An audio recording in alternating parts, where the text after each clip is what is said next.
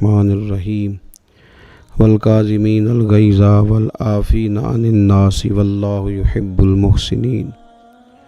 صدق اللہ العظیم۔ اللہم صلی علی سیدنا و مولانا محمد معدن الجود والکرم وآلہ وصحبہ وبارک وسلم۔ الصلاۃ والسلام علیک یا سیدی یا رسول اللہ وعلی آلک واصحابک یا سیدی یا حبیب اللہ۔ حمد و صلوات کے بعد اللہ تعالیٰ نے انسان کے اندر مختلف قسم کی خوبیاں اور مختلف قسم کی صلاحیتیں اور مختلف قسم کے جذبات رکھے۔ انسان طاقتور اتنا ہے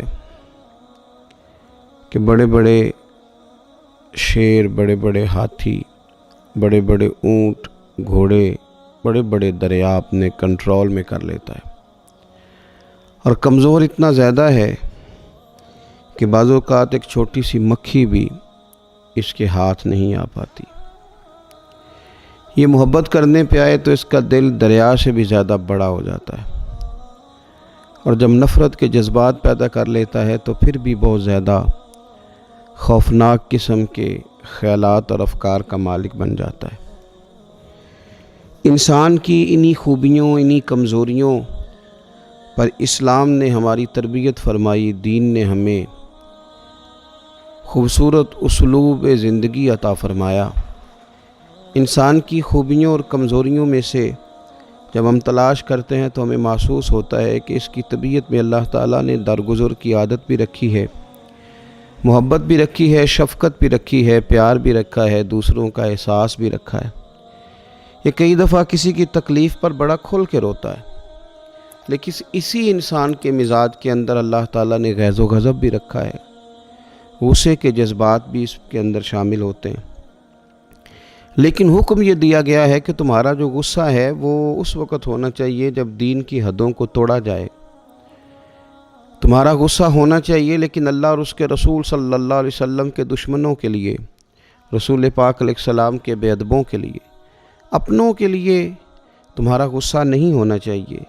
تمہیں لوگوں سے درگزر کرنا چاہیے، معافی دینی چاہیے۔ قرآن مجید نے کہا والکاظمین الغیظ والعافین عن الناس، فرمایا جو غصہ پی جاتے ہیں اور لوگوں سے درگزر کرتے ہیں، واللہ یحب المحسنین، اللہ تعالیٰ ان نیک لوگوں سے محبت فرماتا ہے، اللہ ان کو پسند کرتا ہے۔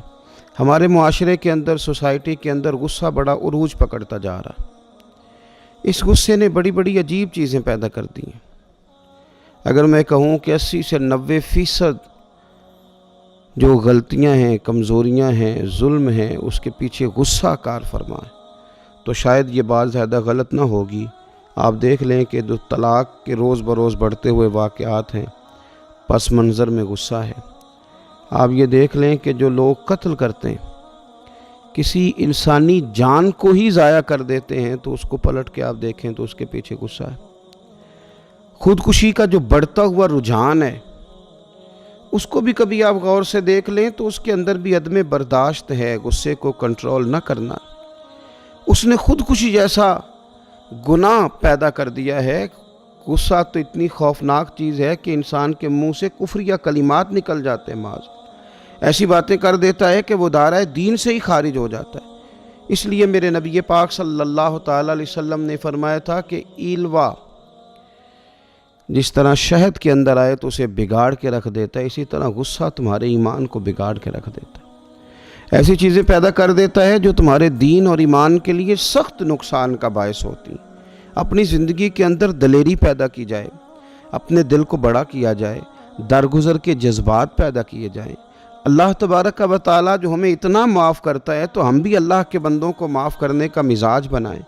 رب تعالیٰ ہمارے گناہوں پر جلدی پکڑ نہیں کرتا، تو اگر ہم بھی ذرا اللہ تبارک و تعالیٰ کے بندوں کے بارے میں اپنے دلوں کے اندر نرمی پیدا کر لیں، اور ہم بھی بہت جلدی غیظ و غضب کا شکار نہ ہوں، تو شاید سوسائٹی کے اندر جو اتنا خوفناک رجحان ہے کہ تھوڑا ٹھیک ہو پائے۔ نبی کریم صلی اللہ تعالیٰ علیہ وآلہ وسلم ایک جگہ سے گزر رہے تھے تو کچھ لوگوں پہ نظر پڑی، ان کی کیفیت روٹین سے ذرا ہٹ کے تھی، منتشر سے وہ لوگ بیٹھے تھے، تو فرمایا یہ کون لوگ ہیں؟ عرض کیا یا رسول اللہ صلی اللہ علیہ وسلم یہ پہلوان ہے، اور ایسا پہلوان ہے کہ ہمیشہ ہر مقابلے کے اندر فتح یاب ہوتا ہے، کبھی بھی اسے ناکامی کا سامنا نہیں کرنا پڑا۔ نبی پاک صلی اللہ تعالیٰ علیہ وسلم نے فرمایا میں تمہیں نہ بتاؤں بڑا پہلوان کون ہوتا ہے؟ یا رسول اللہ صلی اللہ علیہ وسلم بتائیے۔ تو فرمایا بڑا پہلوان تو وہ ہوتا ہے جو غصے کے وقت اپنے آپ کو کنٹرول کر لے، جسے اپنے جذبات پر قابو رکھنا ہے، جو شیطان کے وار سے بچ جائے، وہ بڑا پہلوان ہے۔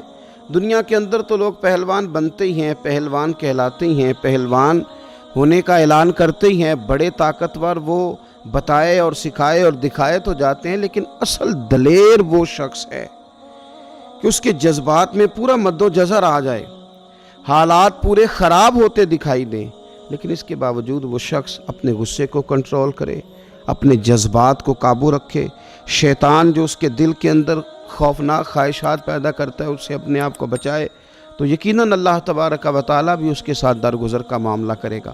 نبی پاک صلی اللہ تعالیٰ علیہ وسلم نے بار بار اپنے غلاموں کو اس بات کی طرف توجہ دلائی، اور حضور نے تربیت فرمائی اور مختلف انداز میں لوگوں کو یہ بات سمجھائی کہ تم نے اپنے غیظ و غضب کو، اپنے غصے کو ہمیشہ کنٹرول کے اندر رکھنا ہے۔ حضرت سیدنا سفیان بن عبداللہ رضی اللہ تعالیٰ نے عرض کی یا رسول اللہ مجھے کو نصیحت کر دیں، تو حضور صلی اللہ تعالیٰ علیہ وسلم نے ارشاد فرمایا غصہ نہ کرنا۔ عرض کرتے میں نے دوبارہ عرض کی حضور کو نصیحت کر دیں، تو فرمایا غصہ نہ کرنا۔ تیسری دفعہ پھر عرض کی حضور کو نصیحت کریں، تو فرمایا غصہ اپنے کنٹرول میں رکھنا۔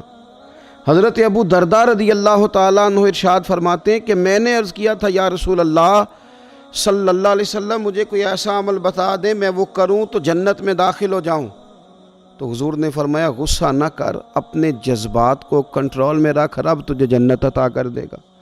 حضرت سیدنا عبداللہ ابن عمر رضی اللہ تعالی عنہ عرض کرنے لگے یا رسول اللہ صلی اللہ تعالی علیہ وسلم مجھے ایسا عمل جاننے کی خواہش ہے جو اللہ کے غضب کو ٹھنڈا کرے، تو حضور نے فرمایا غصہ نہ کیا کر، رب بھی تیرے اوپر غضب نہیں فرمائے گا۔ تو حضور صلی اللہ تعالی علیہ وسلم نے ہمیں اس بات کی طرف پوری طرح متوجہ کیا ہے کہ تم اپنے جذبات کو تھوڑا ٹھہراؤ پیدا کرو، تھوڑا سا تم رکو۔ ہر موقع ایسا نہیں ہے کہ جس کے اندر تم یہ چاہو کہ میں نے غصہ کیا ہے تو میں وہ کر کے ہی دکھاؤں گا۔ ایک موقع پر حضور نے اس طرح بھی تربیت فرمائی تھی، ایک شخص اپنے غلام کو مار رہے تھے، تو حضور علیہ السلام نے فرمایا جتنا تمہیں اس پر اختیار حاصل ہے نا، اس سے کہیں بڑھ کر میرے رب کو تم پر اختیار حاصل ہے۔ جتنا تم اس پر اپنا غصہ نکال سکتے ہو، اگر مالک چاہے تو تم پر بھی غصہ نکال سکتا ہے۔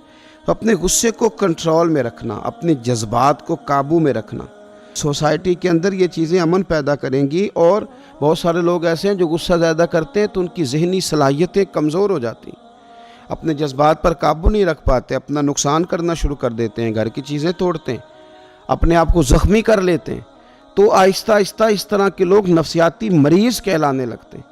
تو اپنے آپ کو بہت زیادہ کنٹرول میں رکھا جائے۔ اب غصہ کسی کو آتا ہے تو کہتا ہے یار میں کروں کیا، تو نبی پاک صلی اللہ تعالیٰ علیہ وسلم نے وہ طریقہ بھی ہمیں ارشاد فرمایا۔ حضور علیہ السلام نے ایک شخص کو دیکھا کہ وہ شدید غصے میں تھے، ان کی ناک پھول رہی تھی، تو اللہ کے محبوب صلی اللہ علیہ وسلم فرماتے ہیں کہ میں ایک ایسا کلمہ جانتا ہوں، اگر یہ شخص وہ کلمہ پڑھے تو اس کا یہ مسئلہ حل ہو سکتا ہے، غصہ کنٹرول میں آ سکتا ہے۔ یا رسول اللہ وہ کلمہ کیا ہے؟ تو حضور نے فرمایا اعوذ باللہ من الشیطان الرجیم۔ اس کو پڑھے گا تو غصہ کنٹرول میں رہے گا۔ غصہ شیطان کی طرف سے ہوتا ہے، تو جب یہ اعوذ باللہ پڑھے گا تو شیطان اس سے دور ہوگا تو غصہ بھی دور ہو جائے گا۔ پھر میرے نبی پاک صلی اللہ تعالی علیہ وسلم نے ایک دوسرا حل بھی ارشاد فرمایا جب تمہیں غصہ آ جائے تو خاموش ہو جاؤ۔